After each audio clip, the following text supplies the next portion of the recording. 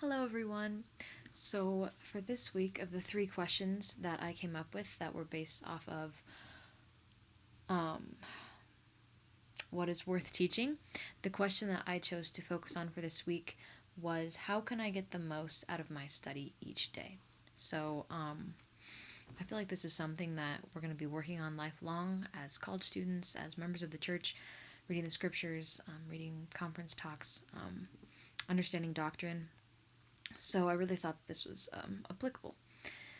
So a couple of the things that I found for my tools, some insights that I picked up on were first from the discussion board.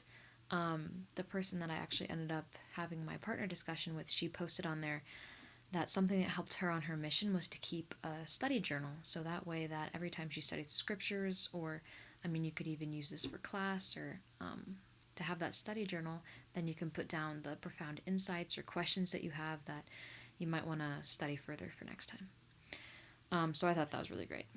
For in the partner discussion later when we got together and we're talking, she talked about coming to each study with a specific question so that you see your study as having an end goal. And I thought that was a really smart idea. If you go into study and the only goal that you have is to get through it, then it won't be as enjoyable and you probably won't reap as many benefits as you would if you have that end goal in mind and that question that you're specifically trying to answer. So I really liked that. Moving on to principles. So I found this great quote by President Monson. I love President Monson. Every talk and quote by him is just amazing and inspiring. And I loved this one. I thought it was really applicable to this question. He says, "So much in life depends on our attitude."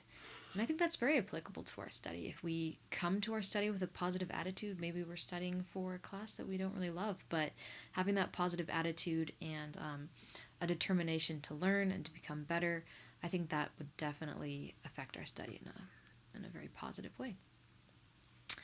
And then, as for doctrines, James 1 5 through 6, I'm not going to quote it exactly, but basically, we learn in there that we must ask in faith when we're lacking in knowledge. And I know that that doesn't just apply to the gospel, but obviously that's super important as well. But in school, when we're confused, we can always pray. We can act in faith by putting in our own personal effort and then praying to Heavenly Father to help us get the rest of the way if we're just not understanding anything. So, yep, those are my thoughts this week.